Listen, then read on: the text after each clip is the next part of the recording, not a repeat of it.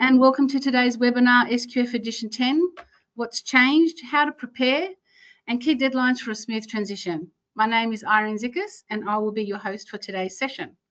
In the spirit of reconciliation, BSI Group acknowledges the traditional custodians of country throughout Australia and their connections to land, sea, and community.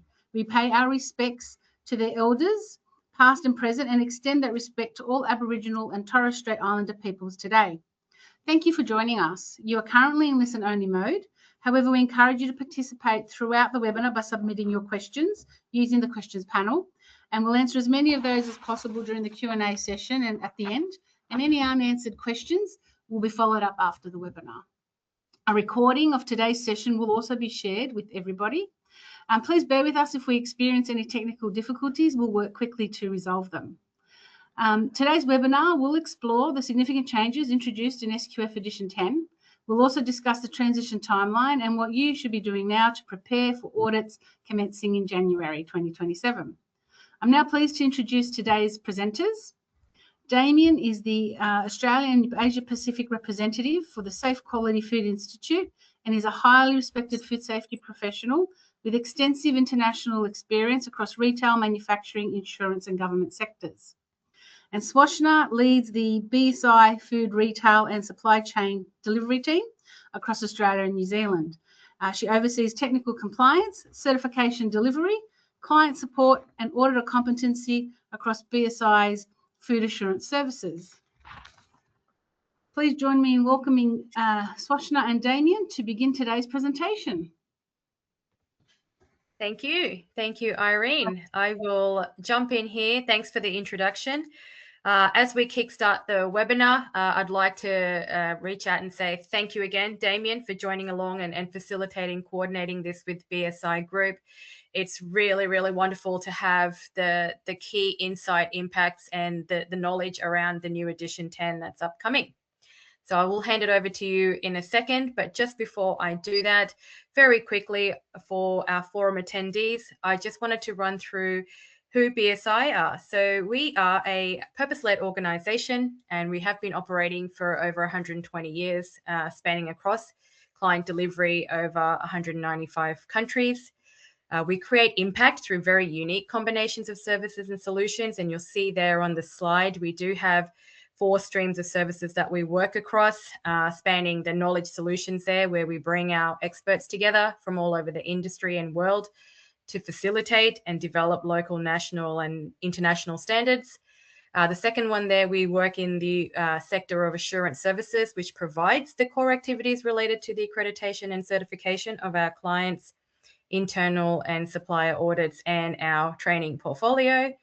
Our regulatory services encompass the business area of artificial intelligence, medical devices and product certification, and then our consulting arm of the business encompasses our teams of consultants who help organizations develop, design and implement their systems and processes. So as Irene said in the introduction earlier, that we will use this session to run through the key oversights to the upcoming Edition 10 changes, how to be audit ready, and some key timelines for the delivery impact for all our attendees and clients and auditors on the call. We would like for the intent of this webinar to provide an opportunity for all of you guys here in the call to actively engage, throw in some questions there in the chat. If you want any further clarification, please chuck that in and we can facilitate that through the conversations and the presentation. It'd be great to get that participation through this session so we can keep it really interactive and informative as much as possible. So that's it for me in terms of BSI in a brief introduction. I hope that you get some great value over the next 1 hour. I know I'm certainly excited to go through this session with all of us here. So I will now hand over to Damien to run through our updates and the new exciting SQF code editions. Thank you, Swashna, and thank you, Irene and BSI for hosting the webinar. Greatly appreciated. BSI is one of our trusted and valued certification body partners, and certainly a large partner for us in Australia and New Zealand. I'm part of the business development team with SQF, supporting the technical team. And so if you're looking for SQF certification, for the clarification around SQF certification, etc., then I'm the local representative. My contact details will be at the end of this presentation, as are Swashna's, I might add too. So if you have any questions that you don't put in the chat and you want to email us about, please reach out to both of us. And as Swashna said, we'll endeavour to answer all of your questions. And if we don't, we will certainly come back between Swashna and myself. We'll certainly come back to you with answer any questions you may have. So without further ado, before I jump into Edition 9 to Edition 10, just very quickly, we have two new food safety and product safety codes. So we have an agents and brokers code, which has recently launched. Globally, we are finding that not only in the retail space, but certainly in the food manufacturing space, the use of third parties, intermediaries to source products, find products, etc. Those agents, brokers, importers, exporters is certainly a growing market segment, and we were asked to develop that code by industry. So we've worked with industry to make it a practical code specific for that industry. That's available now. It will be GFSI benchmarked next year, and but it's written to GFSI benchmark requirements, currently accepted by Audit and a number of other retailers. And those audits are all virtual for those agents and brokers, so there's no on-site audits. And then the other one, which is 1st of August, this launches, this is a new one and the first and only GFSI benchmark code for service industries who are providing a service to food industry. So if you're a cleaning provider, a pest controller, calibration company, you're fixing pallets, you're washing supplier bottles, etc., providing those services to industry. Traditionally, some of those services may have HACCP certification or nothing at all, where HACCP is specifically designed for products and food safety. This is a food safety service code that's for a service. And both of those codes I'm incredibly proud of because they're designed by industry for industry to be practical. And yeah, it's definitely the first one of its kind. So it's going to be interesting to see how that goes. Again, it was requested by industry to develop that one. Sorry, and the agents and brokers code is food and non-food. So it's general merchandise as well. I get in trouble if I forget that. Sorry about that. Okay, while you're here, Edition 9 to Edition 10. The Edition 10 codes are currently available. And the estimated time for audits implementation is after the 2nd of January. But before I go into that timeline process, what questions we often get, not only from people who are new to SQF, but likewise have been SQF certified for a while, is why do you have so many different codes? There's animal feed manufacturing, storage and distribution, food sector packaging. And there's two reasons why we have those codes. Number one is we want to make sure that the codes are applicable to industry sectors. And that was certainly one of the key drivers when, as part of all of our technical working groups putting the codes together, was they need to be practical but applicable to that industry sector. And I know, having previously worked as a quality manager and an auditor and lots of different roles, there's nothing more devaluing to try to create either a culture of compliance or generally a food safety culture, I guess, is if you have to put in a set of requirements, resourcing, etc., that don't actually add any value. So that's why we have codes specific to those industry sectors, because we want to make sure that they're applicable to those industry sectors. And likewise, they're aligned to the GFSI scope. So we're in comparison to our competitor codes, we have the largest number of GFSI scopes. And we have a code effectively from paddock to plate all the way through. So that's why we have them, a number of those codes. So putting the codes, when we work from Edition 9 to Edition 10, the reason being was we had a GFSI updated their requirements. So we formed technical working groups, and we had 180 people from around the globe, from industry, retailers, regulators, and all industry specific background experience for the different codes and the different topics or subjects that we created technical working groups for.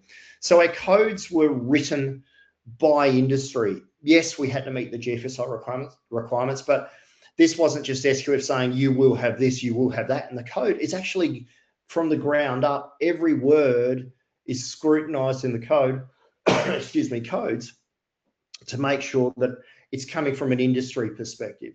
So the lens that we were looking at when putting the codes together was obviously integrity. We want food safety outcomes. We want our codes to be trusted. We want to make sure that the certification adds value to the business to drive safe food and safe food outcomes.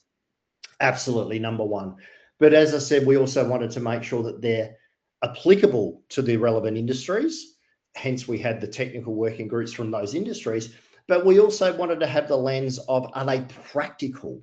So, and there's some big changes with Edition 9 to Edition 10 to make the codes more practical. So not only from an implementation perspective, but from an auditing perspective, how it would work. And then likewise, we wanted to make sure we're future-proofing. So looking at historical trends and data and what's been happening and root causes of different things, have we got enough emphasis requirements around those different elements? So when we talk about time frames, we need to meet the GFSI requirements, obviously. So we submit our information on codes, etc., for benchmarking, and all indications are we're confident that it's going to be the 2nd of January, post 2nd of January, Edition 10 will then be implemented and audited. So certification audits, and I'm deliberate with my language there, certification audits following January the 2nd will be to Edition 10. Now, that is dependent on GFSI going through, etc. But everything indicates we're fine. We're ticking over. So it's very likely that that is going to be the date, and that's certainly our public stance. As we're saying, yes, we're driving for that date, and it is highly likely that'll be the case. If it changes, we will certainly be letting industry know, but we're confident that'll be the date. Now, two things. Certification audits following that date. So a certification audit is when you, for example, you have your first audit and you are certified for 12 months, your certificate for 12 months. You have your second audit or your next audit, which may be the next certification audit, 12 months time. Those annual audits are the certification audits.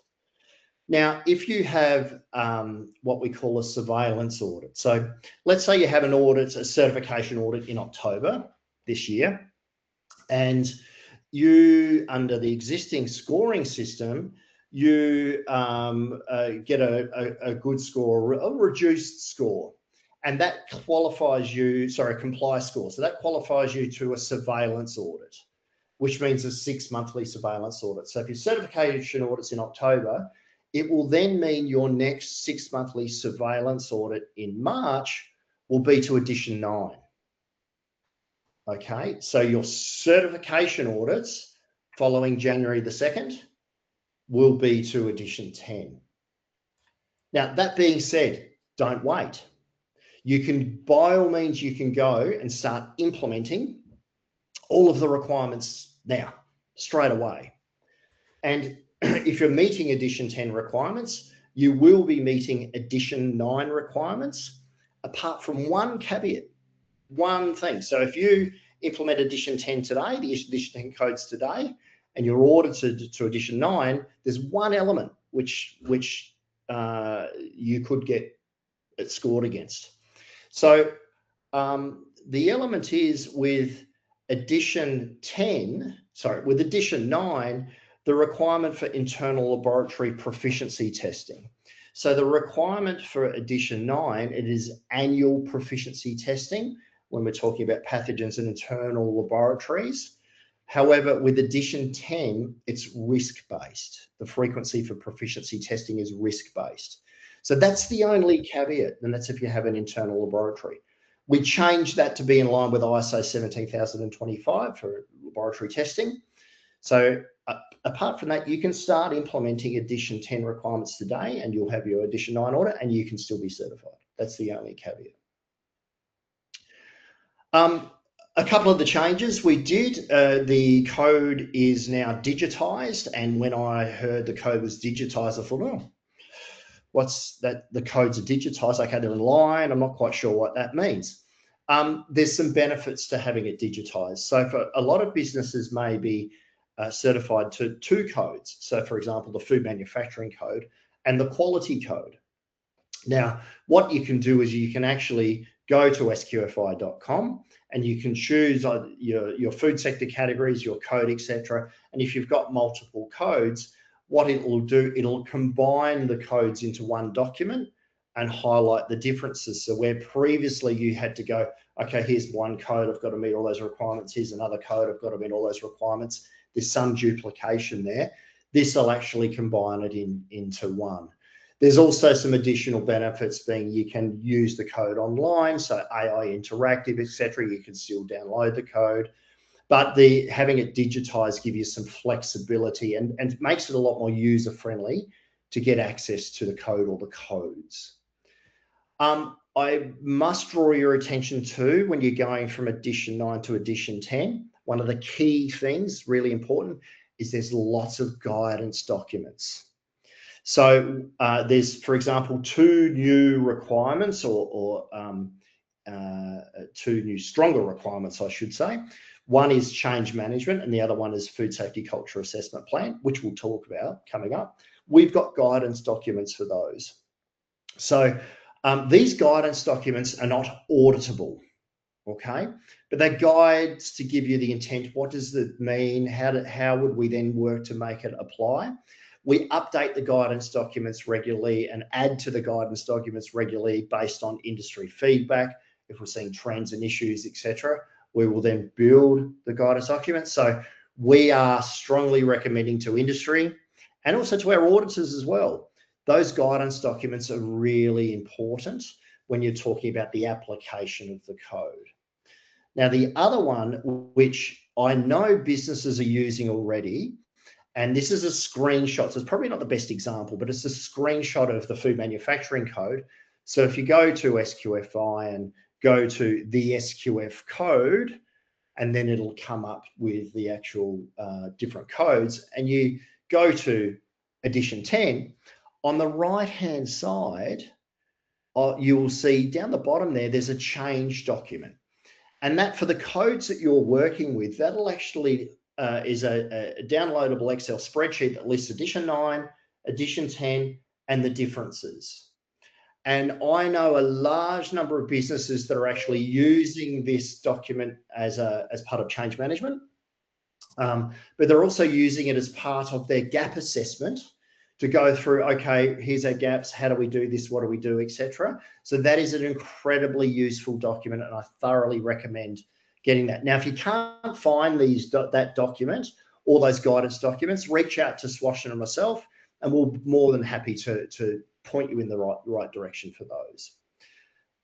Part A of the code is really important to read. And what we've done with all of the codes is, where previously we had some tweaks with the different codes around Part A, we've streamlined it. We've also shortened Part A so it's easier to read. Really, really important that you actually go through and read Part A of the code, because it's really how the audits are being applied, interpretations, how it's going to work, what it means. Now, I'll give you an example why it's important. There's been some misinformation out there where we've had people say, oh, this is what you now need to do under Edition 10, which is actually incorrect. And so rather than blaming the person who's giving them that information, they're following that, go and read Part A, because it's all in there. And, so the scoring process, the non-conformance process, that critical, major, minor, etc. So it's really important because there are some big changes with Part A. So we're going to touch on the scoring process, which has changed.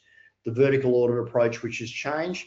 And give you two very quick examples is the closeout of non-conformances is now extended under Edition 10 from 30 days to 40 days. Okay.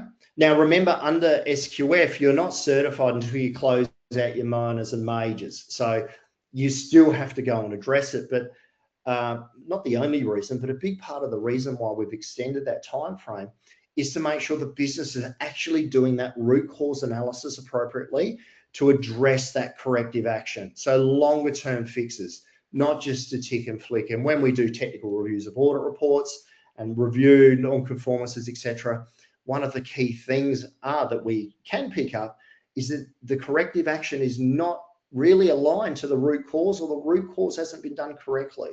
It's not actually pulling out those root causes. So we're extending that time frame for businesses to go dig deeper to close out those minors and majors. Again, don't wait till day 30 or day under 9 or day 40 under Edition 10 to close them out.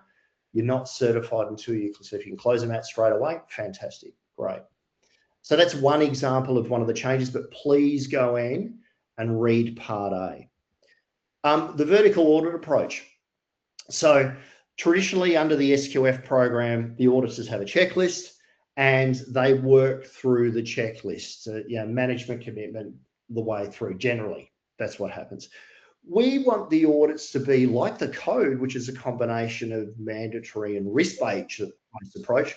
We really want the audits to be risk-based as well, to focus on those key risks. So we are requiring under Edition 10 for the auditors to actually go and do what we call a vertical audit approach. So they'll identify a product as part of that audit process, and they might go, depending on the business, they might go from the end, and it's like a traceability check, working back through the process to the beginning, looking at CCPs along the way, etc. Now, that for a lot of businesses under different programs, that won't be new. You'll be quite used to that. But we want to, again, make sure that it's adding value and get the auditors to spend more time on the floor to focus on what are those key risks and follow that product through the process. So obviously, if it's a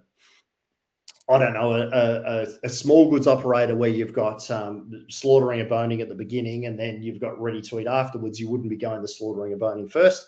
You'll start at the back, at the end, and work backwards. So it depends on the business, etc. But that's part of the requirements that the auditors are going to be looking at. And again, for a lot of businesses who are certified under different standards, that won't necessarily be something new. It will not add more time to the audit. That's one of the questions I've had. Does that mean they're going to spend a lot more time? No, it will not add more time to the audit. The time frames for the audit, we have a tool which provide the certification bodies, which they use to then determine the estimated time frames for the audit. The scoring system and the audit rating. Now, this is a big change. Lots of feedback on this, and we had a technical working group specifically for the scoring system.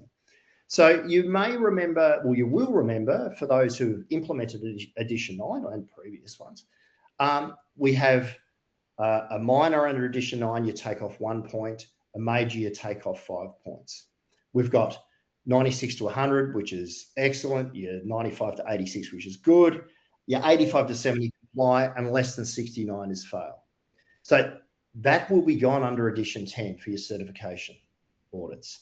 We now effectively have certified or failed. The scoring system will still be there, but we've got 80 to 100 certified, 70 to 79 certified with surveillance, which is our old comply, but a different scoring range, and 0 to 69 fail. So the reason why we've changed the scoring system and this approach is we found that a lot of businesses, individuals, people were focusing on the score and not the risks and not the outcomes. And when you're focusing on the score to be the target, we really want to make sure we're driving improvements. And so, fighting to get that extra point, well, actually getting a non-conformance is not a bad thing, because we want to use the codes and the audit process to drive improvement. So along with that risk-based approach under the we now have what we call core clauses. And the core clauses, they do vary per code. And these are elements in the code that if you get a non-conformance against one of these, it's weighted heavier, right? So if a minor non-conformance for a core clause under Edition 10, you take 2 points off. And a major, you take 7 points off. Okay, so that's a change. So how we did, again, our technical working group came up with the core clauses, look at what were the root causes and the ongoing trends and issues we're finding that are driving issues with either food safety concerns or issues and repeated non-conformances and trends, etc. So this is where we came up with the core clauses for each of the code, weighted heavier. So big change, and big change for retailers and industry, etc. I strongly believe in it, and some people have some issues with it. Yes, you still get your score, so you'll still get a score and you get a scoring certificate. But I think focusing on that risk rather than the score, I would personally prefer to have no score, but that's me. That's me personally. But focusing on the risks and using it as a risk-based approach to drive improvement, really important. I better keep going because I'm conscious of time. Food manufacturing. So if we go into, so that was part A, please read part A. We now go into module 2, and I'm focusing on the food manufacturing code because that's generally our largest group of certifications fall under that code. But also there's commonalities with food manufacturing and the other codes too. So again, go back, have a look at, download that checklist, Edition 9 to Edition 10, with your applicable codes, and look at those comparisons. So I'm not going to go through every change. We're going to highlight some of the key changes. So under management commitment, we've now got a positive food safety culture and a food safety culture assessment plan. So the food safety culture assessment plan, we built that in, came through as a GFSI requirement. I'll talk about that shortly. I'll go into a bit more detail about that. That is a significant change. We've clarified the expectations for management commitment and review. So if you remember, I mentioned about the making the codes more practical and more applicable to industry. If you look at the food manufacturing code, and particularly what was part B, or we now call module 2, those system elements, it's actually 30% less elements from Edition 9 to Edition 10. And what we've done is we've really streamlined how it works. So jumping ahead, where under Edition 9 we had training scattered around the code, we've now got a training element in the code where it actually lists down the training requirements. So rather than it being elsewhere. Likewise, there's a record section that lists the records down. So rather than going through it, so it's that practical lens from an implementation perspective.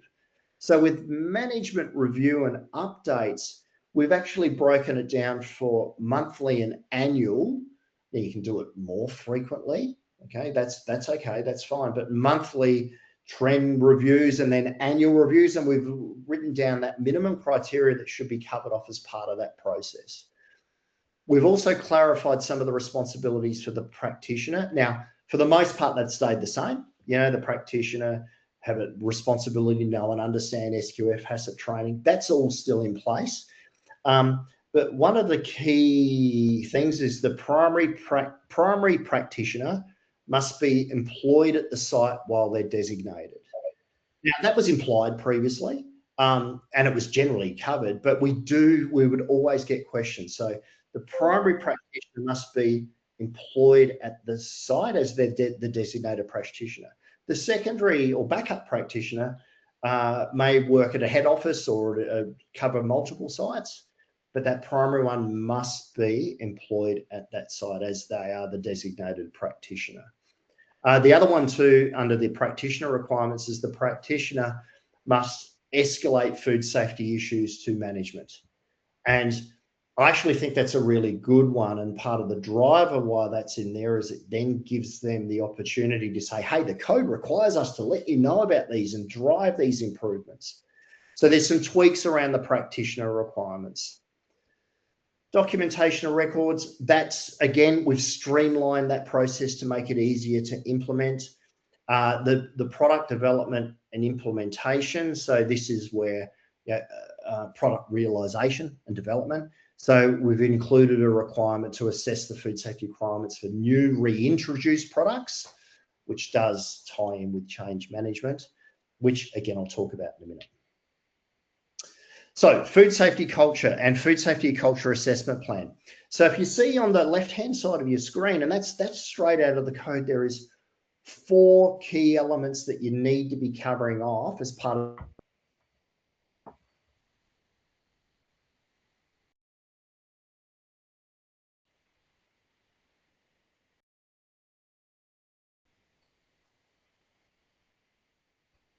elements in there. So, and we've deliberately been that way because culture varies considerably depending on the organization and the maturity and the level of business that you have in sight. So making it a requirement to do certain things may not always work for certain industries or the maturity, culture of maturity of that organization. So the food safety culture assessment plan shall be documented, implemented and maintained to drive that continuous improvement, which really links in with that management commitment for positive food safety culture. So effective communication strategies to ensure all personnel are informed and engaged, comprehensive training programs for all employees, feedback from all employees, and regular measurement and evaluation of food safety related activities. So it's quite broad. And I could talk all day about food safety culture and lots of good examples. Welcome to have that conversation with me after today. But please go through it. And again, we have a guidance document on food safety culture assessment plan. Change management is, we've strengthened the requirement. Now, it was referenced in edition 9. We've now built in a lot more criteria around it. And again, I think this is a big win. I can't tell you how many businesses that I've worked with, or again, historically audited, where you've got some fantastic business development teams that, yes, we can do that, bring in new business, but then as the practitioner, you get to work and you see, oh, we're now making nut-coated popcorn, or we've got a new piece of equipment we didn't know about. So this is really driving the make sure that those food safety, those changes to ingredients, equipment, product formulations, those key changes that could impact food safety risks and outcomes are considered. So they're evaluated, validated, communicated, and documented. So they're the 4 things that you need to be looking at. So from an industry perspective, or if working in industry, I would sit with the operations team or the business development team or so forth, or the senior executive leadership team, whatever the case may be, and get to know what's coming in, what's around the corner. So then you can say, well, if we're going to do it, we want to do it successfully. So here's the things we need to cover off. What are the risks? What are the challenges? How do we do it? What are the resources we need to make sure that it's not just we turn up to work and we've got a problem. So that change management is I think from a quality manager's perspective, this is a really useful set of requirements that you can then use to make sure you're on top of what's going on with your business. Food safety systems, which links into HACCP, that's been changed slightly. The big change out of that is the environmental monitoring program. Environmental monitoring is being implemented across the suite of codes now. So, for example, storage and distribution, it's in there for environmental monitoring. And you think, why would we need to do environmental monitoring for storage and distribution? Under the environmental monitoring program across the codes, it is risk-based. So you need to risk assess to see if it is applicable. What we're finding in that storage and distribution space in warehousing is they're actually repacking products, so recouping, but they're starting to get into that food manufacturing space. So there's lots of changes and tweaks and weird and wonderful things out there. And we want to make sure that under that environmental monitoring program, that they're considering those risks. And the same with food manufacturing. When you're doing that environmental monitoring, you're looking for pathogens that are listed as part of your HACCP documentation, not just general pathogens. and we're talking higher risk products now.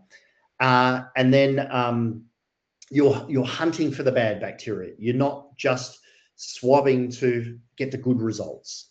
So that's certainly been strengthened around it. The under validation and verification 2.5, root cause analysis is a big driver. So any of those areas of non-conformities, deficiencies, trends, we really want to make sure that root cause is being considered and conducted to help prevent ongoing issues. Recall test includes risk evaluation outside the site's purview, so looking at worst case scenario. And then there's some notification requirements as well, including from a regulatory perspective and also a recall perspective. So that's been tightened up. We now have a form that you use to notify us in the event that you have instigated a recall, or likewise, if there's a significant regulatory event, there's notification within 24 hours to SQF and your CV, which could be BSI. Food defense, food fraud, again, it's tightened around that criteria as well. Allergen management, much the same, but the training's referenced in there. And as I said, that training component is now listed in, all of that training is now listed into one section, which makes it much easier to apply. Also ensuring that, which was part of Edition 9, but again, it's strengthened in Edition 10 that any training that's being applied is competency assessed. How you assess that competency is up to you, but if you're doing training, for example, it's things like root cause analysis training, internal audit training, risk assessment training, for example, part of that, then there should be a competency assessment as part of that, be it a buddy system or a sign-off or an assessment. Module 11, again, jumping pretty quickly, and for the most part, there's lots of tweaks across the different codes, and they're more tailored to be specific for the industries. So I'm not going to go through all these like I did with part module 2, but I do recommend that you match up with your code, Edition 9, Edition 10, and look at those good manufacturing or good industry practices with your module 11. For those who are doing any packaging people here, we've really updated the code to be more packaging specific. So further terminology, we've clarified that. Storage and distribution, we've reduced those system elements even more to make it more specific and introduce that environmental monitoring. Pet food, again, is more pet food specific to that industry. So label claim validation, particularly if there is with pet food, lots of label claims as part of that product development process. Primary plant production, new element for MRLs requiring a documented risk assessment. So we're actually testing the correct maximum residue limits or targeting the correct maximum residues to look at, we're not just doing, we're just going to test some of these, but we're actually using some of the others. Pack houses, so hazards and risks and condition of reusable agricultural containers, post-harvest chemical application, so how that's being applied, again, from an MRL perspective, food safety perspective. And then primary animal production, again, more specific to the industry, similar to food manufacturing, that code, but again, it's some of the wording specific for abattoirs and poultry slaughtering operations, etc. Edition 10, I'm very conscious of time, sorry. Edition 10, we've likewise updated to the quality code. And it's very interesting that we're actually getting some growth in our quality code certification. The reason why we have the food safety codes and the quality codes separate is twofold. Is that GFSI do not benchmark quality. They benchmark food safety. So for a lot of businesses where they're implementing a code because it is a retailer requirement, they may say, hey, we just want you GFSI benchmarked, to meet a GFSI benchmark code, I should say. So that was the reason, but also historically when we had quality as part of the SQF code, and I was certainly guilty of this, even doing other audits that are not SQF audits, 95% of my focus will be food safety and 5% will be quality, which was the poor cousin. So that's why we actually split it off. It's generally an additional half day on top of your food safety audit. It's designed to be linked in with those food codes. And again, if you've got a quality code with the, sorry about that, with the, hey, where are we? Sorry, with the, if you've got a quality code and a food safety code, now it's digitized, it can bring them all together. But the quality code, even if you are FSSC certified or BRCGS certified, you can still be quality code certified. And we're getting a number of those, particularly coming out of Asia, because the use of the logo, that shield, the quality shield.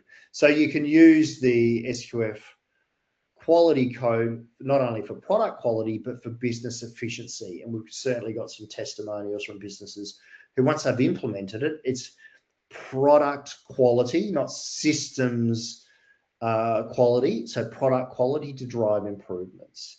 So remove redundancy, clarifications around corrective action, environmental monitoring for quality, and likewise hand dryers, risk assessments, etc.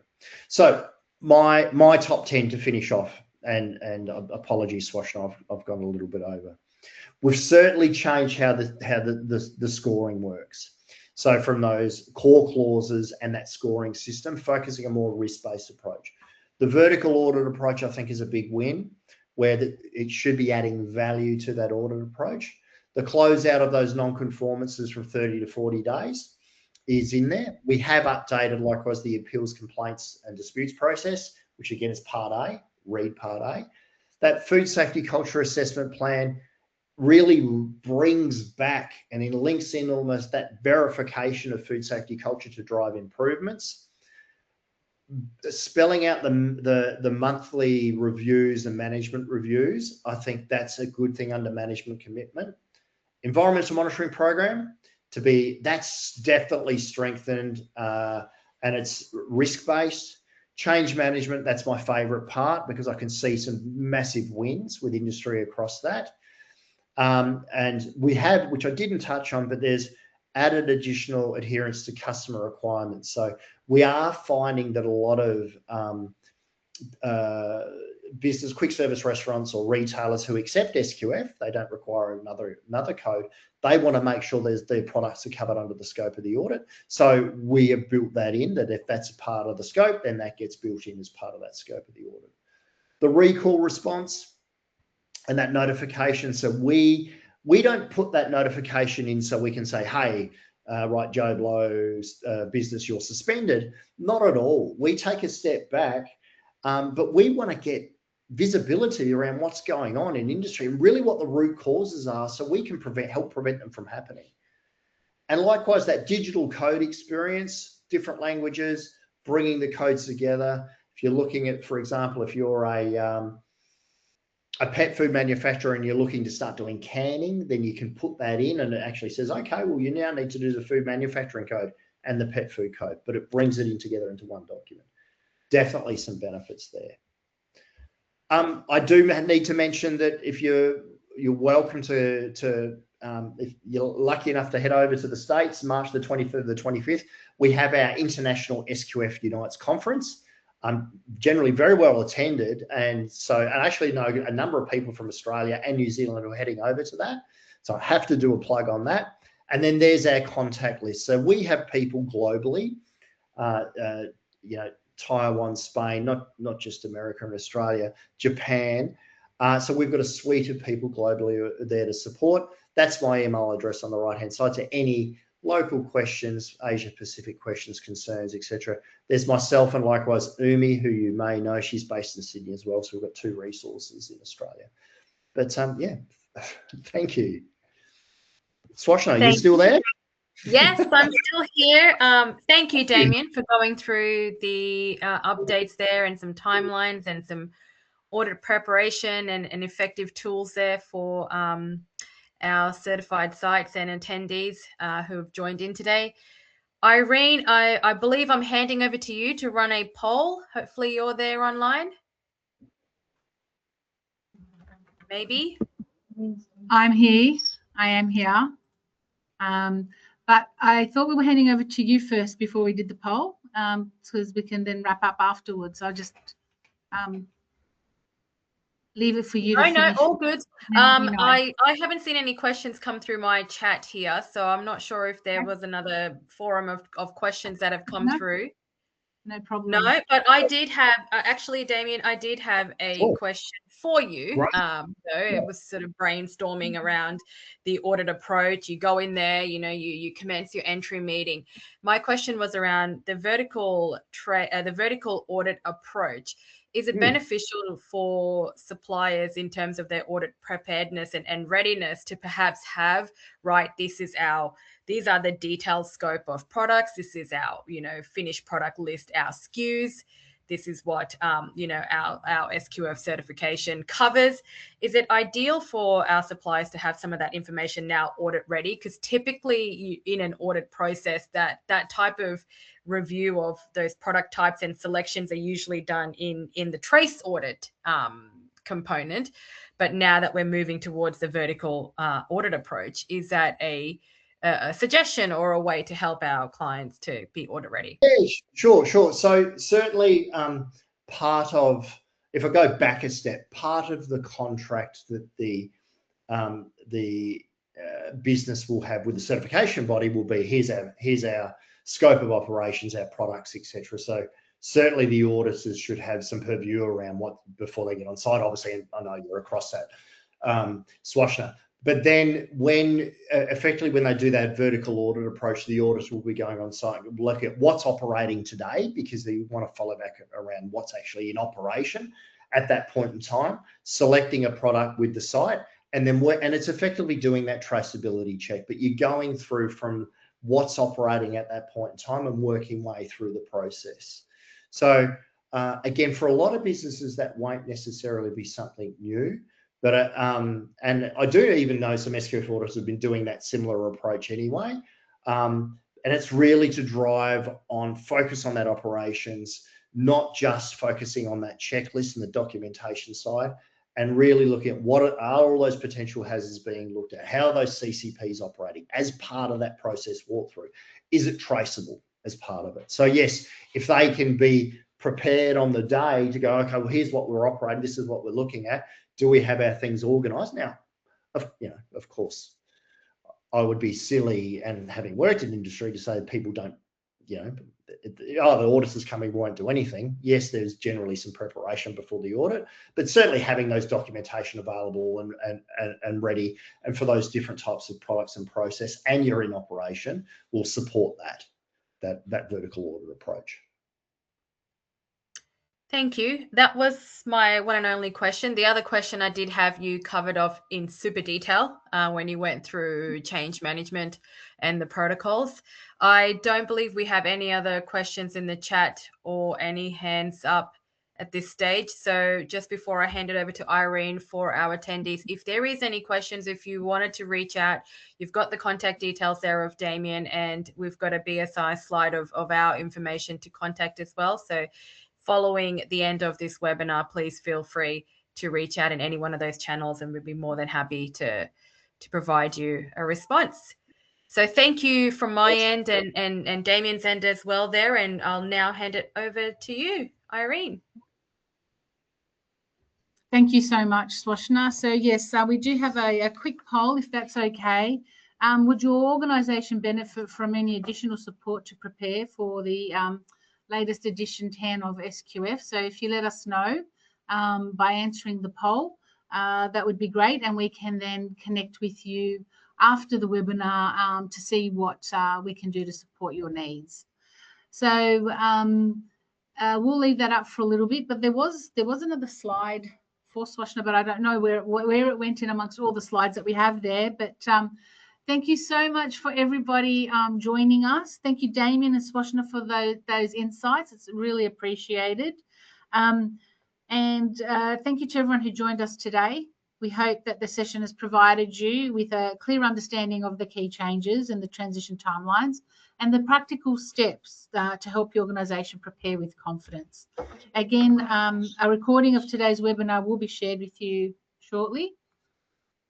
Sorry, there does seem to have been a question just pop in as I've been trying to wrap up, but let's get to that question if we can. The question is, let me just, do I need to record senior leadership monthly meetings as part of the SQF program? Yeah, so you need to have evidence that you're under that management commitment requirement. You need to have evidence that you are covering off those elements, and it says monthly under edition 10 are those elements that have been raised, discussed, etc. So if you do that in a meeting, you can do that in an email. How you do that's up to you, but you definitely need to have some evidence that you're complying to the code and those requirements. That's a mandatory element, which means that you need to meet all those requirements. It's not risk-based. So minutes of that meeting, attendance, who was there, you could do it that way. Or if it's a notification via email and read receipts, or as long as you can demonstrate that, yes, we're meeting all those elements and we've raised those, escalated those, and people are aware of what those monthly things are, absolutely.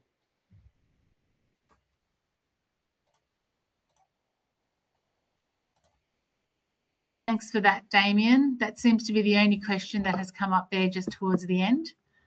Irene, so yes. can I just want to thank yourself and Swashna, because I apologise, I should have done that at the end, and BSI. Thank you for hosting. It's really really greatly appreciated, and again, it was pretty quick, but I hope industry attendees got a lot out of it. So thank you, and thanks to BSI. No, thank you very much for your time. We really do appreciate it. I'm not sure what's on the next slide there. Just Damien, if you could flick through. That's it to the next one. No, that's all. There's something there in the deck, I think, that we've missed, but that's okay. Look, like I was saying, a recording of today's webinar will be shared with you all shortly. Thank you again for joining us, and we look forward to welcoming you to another BSI webinar again soon. So thank you very much. Bye-bye, everyone. Bye. Thank you, everybody. Bye-bye. Chat soon. Bye.